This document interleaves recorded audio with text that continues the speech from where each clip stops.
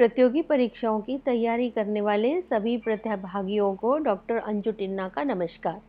कल से हमने बुद्धि के बारे में पढ़ना शुरू किया है। आज हम उसी क्रम में आगे बढ़ेंगे। कल हमने देखा था कि बुद्धि है क्या, बुद्धि को कैसे जाने, बुद्धि की विशेषताएं क्या क्या है। फिर हमने एक सिद्धांत देखे थे कि बुद्धि के कितने सिद्धांत दिए गए हैं। बुद्धि का आज हम प्रारंभ कर रहे हैं। बुद्धि का एक कारक सिद्धांत, जो बुद्धि का सबसे प्राचीन सिद्धांत है, सबसे पहला सिद्धांत है, वो है एक कारक सिद्धांत। ये किसने दिया था? ये अल्फ्रेड बिने ने दिया था। अल्फ्रेड बिने ने ये 1911 में दिया था। इसके बाद में टर्मन, स्टर्न और एम्बिहर्स्ट, इन लोगों ने भी इसके साथ में काम किया था। इन्होंने बताया था कि बुद्धि एकात्मक होती है, ये पूरी एकात्मक है, इसके अलग अलग खंड नहीं होते, यह एकात्मक होती है। इसकी मात्रा सभी व्यक्तियों में अलग अलग हो सकती है, इसलिए बुद्धि मानसिक क्रियाओं पर एक जैसा प्रभाव डालती है। यदि व्यक्ति एक चीज़ में अच्छा है तो दूसरे में भी अच्छा है, तीसरे में भी अच्छा है, चौथे में भी अच्छा है, पांचवें में भी अच्छा है। यानी वो ये कहते हैं कि वो सभी क्षेत्रों में अच्छा होना चाहिए। अल्फ्रेड बिने के इस सिद्धांत को सबसे प्राचीन सिद्धांत कहा गया, एक तत्व सिद्धांत बोला गया, अविभाज्य सिद्धांत बोला गया, क्योंकि उन्होंने कहा ये अविभाजित है। एक खंड सिद्धांत कहा गया क्योंकि उन्होंने कहा ये पूरा एक खंड है। एक कारकीय सिद्धांत कहा गया, निरंकुशवादी सिद्धांत भी कहा गया। लेकिन ऐसा इसका खंडन करना पड़ा कि सभी व्यक्ति एक जैसा कार्य नहीं करते हैं, सभी व्यक्ति अलग अलग कार्य करते हैं। इसलिए इस एक कारक सिद्धांत को, एक खंड सिद्धांत को रिजेक्ट कर दिया गया और द्विकारक सिद्धांत आया। द्विकारक सिद्धांत स्पीयरमैन ने दिया था, ये 1904 में दिया था। उन्होंने इसको दो कारक में विभाजित किया था, एक एस कारक और एक जी कारक या विशिष्ट कारक। ठीक है, एक जनरल फैक्टर और एक स्पेशल फैक्टर।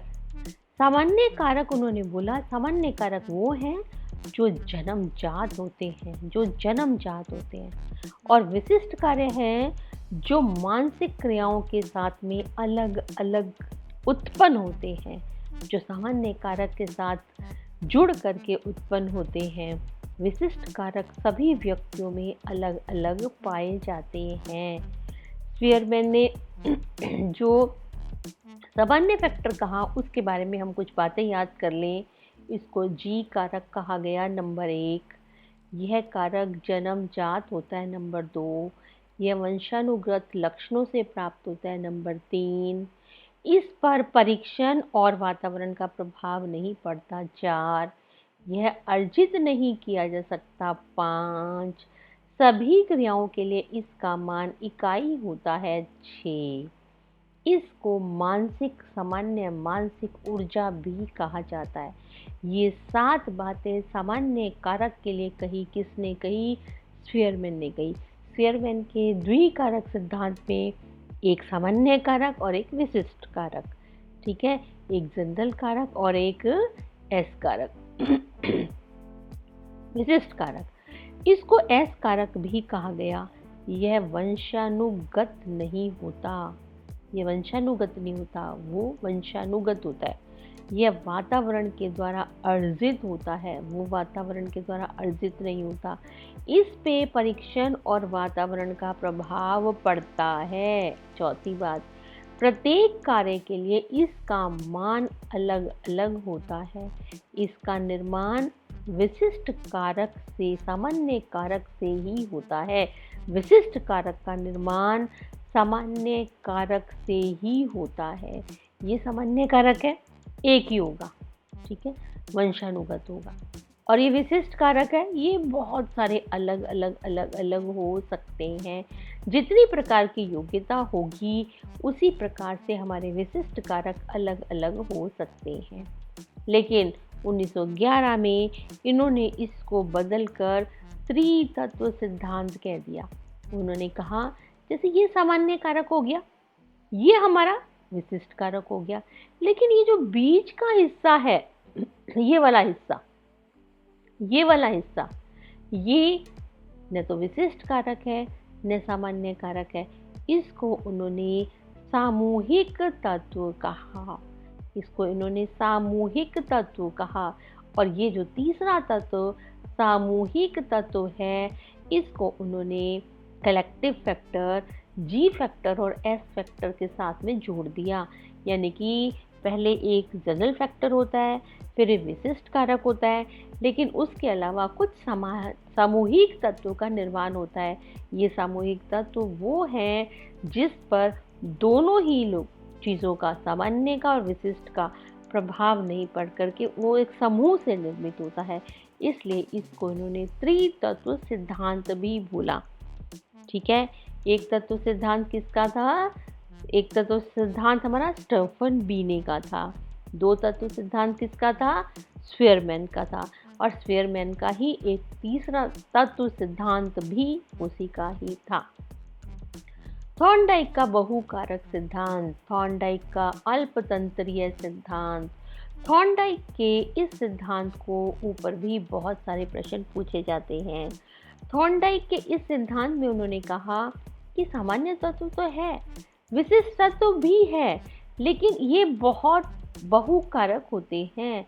इसमें उन्होंने कहा आंकिक, शाब्दिक, तार्किक योग्यताएं।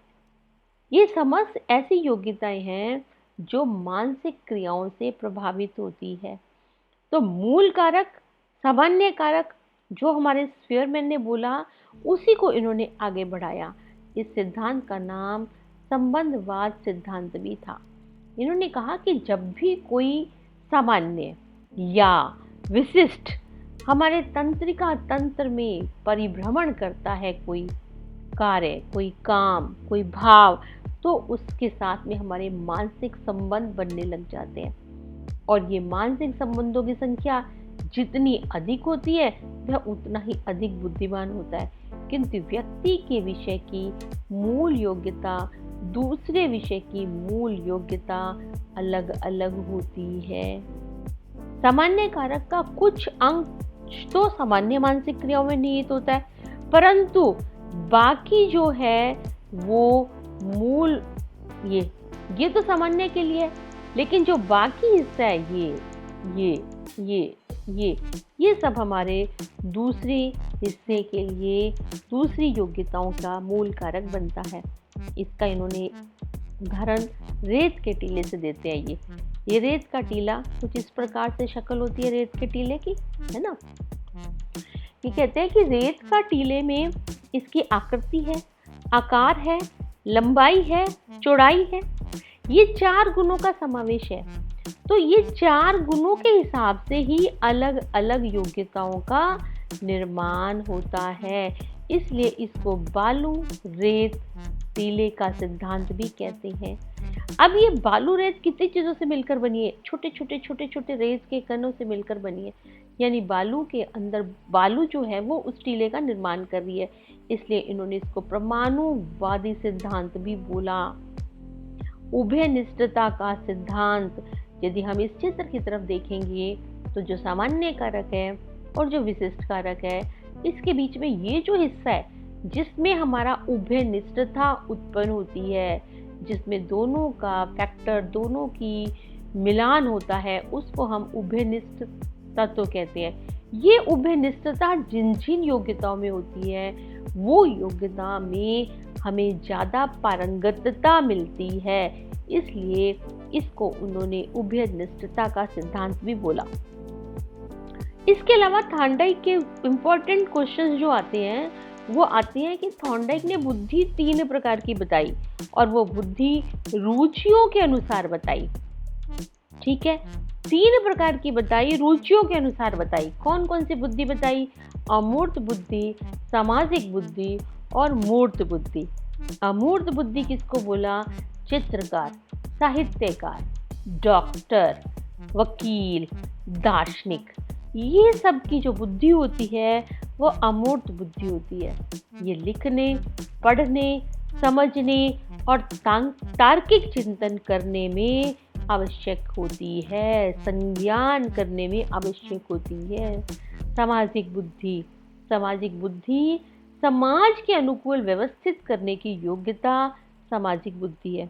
वकील, कूटनीतिज्ञ, सामाजिक कार्यकर्ता और व्यवसायिक कार्यकर्ता, ये सारे के सारे सामाजिक बुद्धि, उच्च सामाजिक बुद्धि वाले व्यक्ति होते हैं, जिनका समाज के साथ अनुकूलन करने की योग्यता में पारंगतता होती है।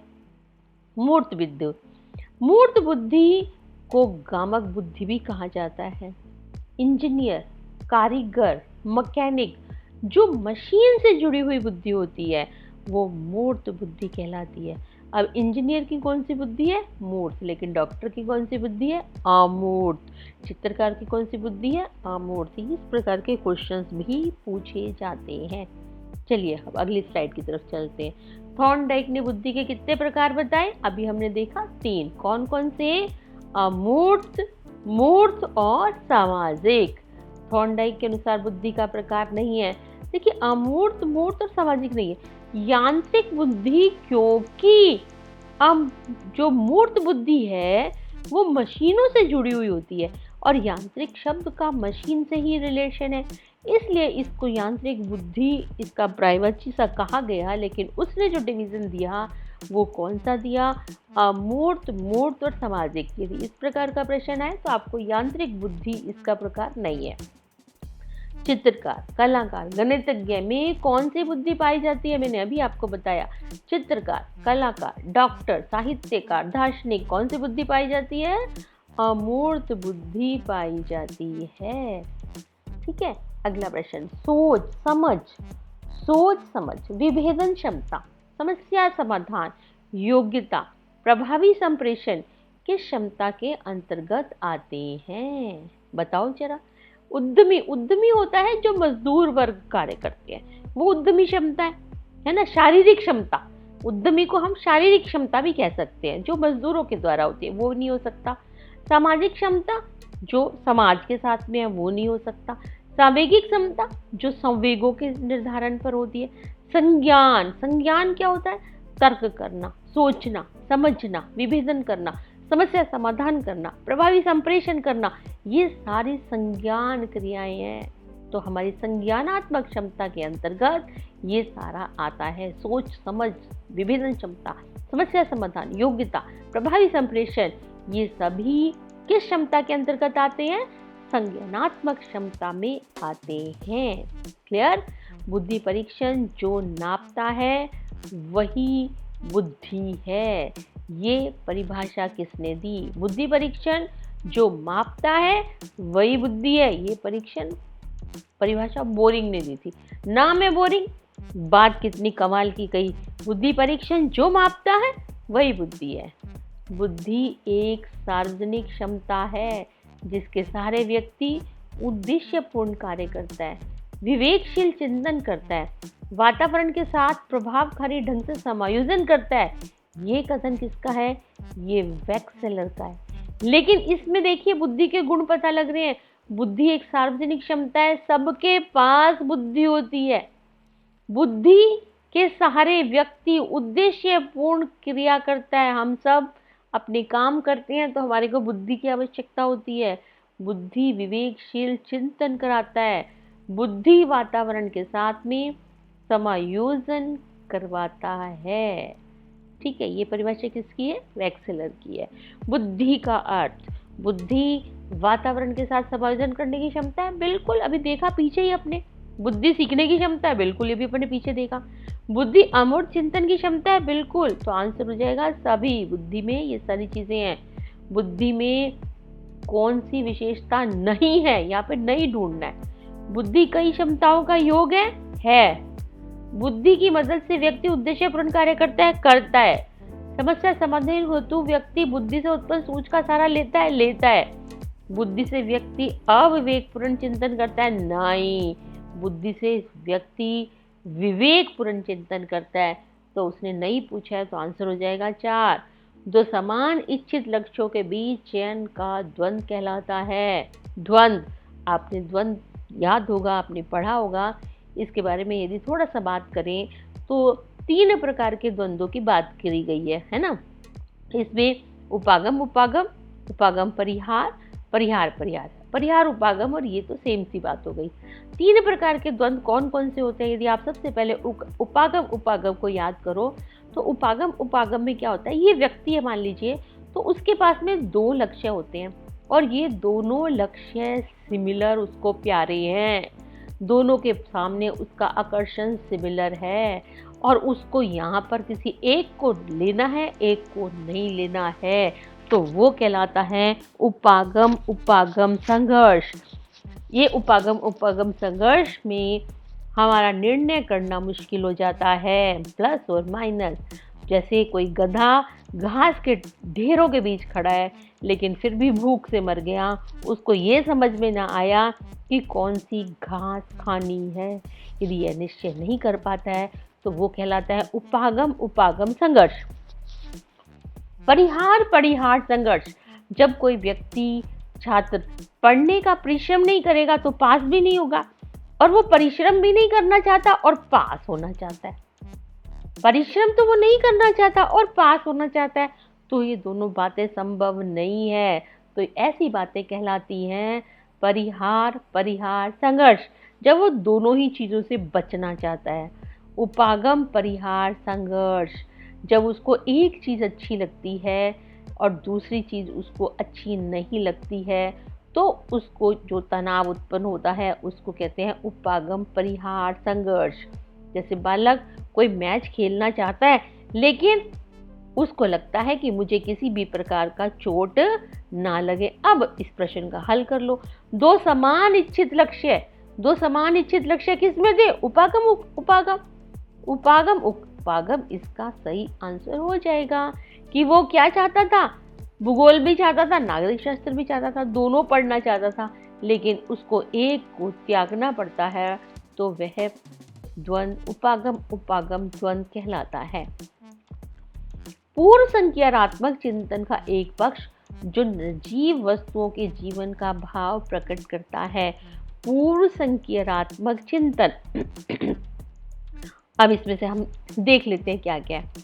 देखो स्कीमा, इसमें देखो क्या क्या चीजें हैं। स्कीमा, सहचर्यवाद, जीववाद और अहम केंद्रवाद। सबसे पहले स्कीमा की बात करते हैं। स्कीमा बालक के मस्तिष्क में जो चीजें पहले से बनी है, स्कीम से बना है स्कीमा, वो एक धारणा बनाता है कि वो चीजों को कैसे ले, तो वो स्कीम इकट्ठी करता है। तो मस्तिष्क में जो चीजें पहले से जमा होती है, पहले से जो मस्तिष्क में चीजों की उपस्थित होती है, उसके प्रति वो धारणा बनाता है, उसे स्कीमा कहते हैं। जीववाद, जीववाद में क्या होता है, वो ये मानता है कि सारी चीजें में आत्मा है। दार्शनिक, धार्मिक, आध्यात्मिक आत्मा न केवल मनुष्य में होती है, जबकि वनस्पति, चट्टानों, प्राकृतिक परिघटनाओं सभी में ही आत्मा होती है। आत्मकेंद्रित, आत्मकेंद्रित में बालक यह सोचता है कि ये दुनिया सिर्फ उसी के लिए बनाई गई है, ये दुनिया सिर्फ उसी के चारों तरफ घूमती है, ये दुनिया से जितनी भी चीज़ें उसको मिलनी है वो सिर्फ उसी को ही मिलनी चाहिए। वो आत्म केंद्रित होता है। इसके अलावा हमारा क्या था, सहचर्यवाद। सहचर्यवाद क्या है, संप्रदाय के प्रकारों में से एक संप्रदाय है सहचर्यवाद। संरचनावाद, प्रक्रियावाद, व्यवहारवाद, गेस्टाल्टवाद, मनोविश्लेषणवाद, ये 5 के अलावा प्रयोजनवाद, सहचर्यवाद और क्षेत्रवाद, ये एक संप्रदाय है। ठीक है। अब यहाँ देखो, पूर्ण संक्रियात्मक चिंतन पक्ष का एक पक्ष जो निर्जीव वस्तुओं में जीवन का भाव प्रकट करता है। अभी अपन ने देखा जीववाद। जीववाद क्या है, जिसमें वो बालक सोचता है कि सभी में ही आत्मा है ना, सभी चीजों को ही आत्मा के रूप में, जिंदा चीजों के रूप में वो मानने लग जाता है।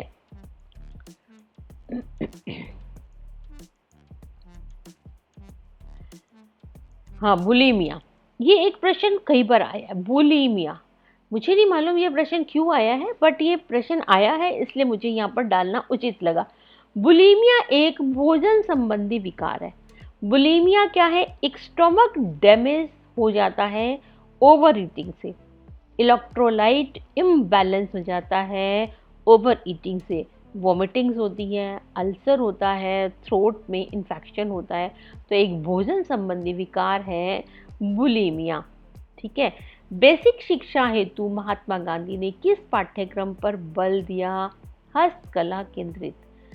बेसिक शिक्षा, महात्मा गांधी हमेशा कहते थे हस्तकला के अनुसार अपना कार्य करो, बच्चे ज़्यादा से ज़्यादा हस्तकला से काम करें, इसके ऊपर उनका मेन ध्यान रहता था। शिशु को सामाजिक विकास किस पर निर्भर करता है? अन्य लोगों के साथ अंतःक्रिया, बिल्कुल करता ही है ना, वो घर वालों के साथ, परिवार के साथ, दोस्तों के साथ, मित्रों के साथ अंतःक्रिया करता है। शिशु को मिलने वाले प्यार और अपनत्व पर, उसके द्वारा दूसरों पर ध्यान अपनी ओर आकर्षित करने की क्षमता पर और उपरोक्त सभी पर। इन सभी में शिशु का सामाजिक विकास निर्भर करता है। बाल्य अवस्था की कितनी अवस्थाएं होती हैं? बाल्य अवस्था की अवस्था कब तक होती है? बाल्य अवस्था 5 वर्ष तक होती है, 12 वर्ष तक होती है, 21 वर्ष तक होती है, कोई भी नहीं, 12 वर्ष तक। कब तक होती है बाल्य अवस्था? 12 वर्ष तक बाल्य अवस्था मानी जाती है। पिछड़े बालक का अर्थ क्या है? क्या उसकी गति धीमी है सीखने की? हाँ। क्या उसका बुद्धि लब्धि स्तर कम है? हाँ, उसके बुद्धि लब्धि स्तर 80 से 90 है। क्या वो मानसिक रूप से अस्वस्थ है और असमायोजित व्यवहार कर रहा है? हाँ, पिछड़े बालक का इन सभी तीनों चीज़ों से रिश्ता है। तो आंसर हो जाएगा उपरोक्त सभी। मनोविज्ञान शिक्षा का आधारभूत विज्ञान है, ये किसने कहा था? स्किनर ने। आखिरी प्रश्न कर लेते हैं। आधुनिक मनोविज्ञान का अर्थ क्या है? व्यवहार का विज्ञान। आधुनिक मनोविज्ञान का अर्थ क्या है? व्यवहार का विज्ञान। आज इसको यही समाप्त करते हैं। आशा करते हैं इस बुद्धि के चरण में हम कल इसकी अगली व्याख्या के बारे में पढ़ाई करें।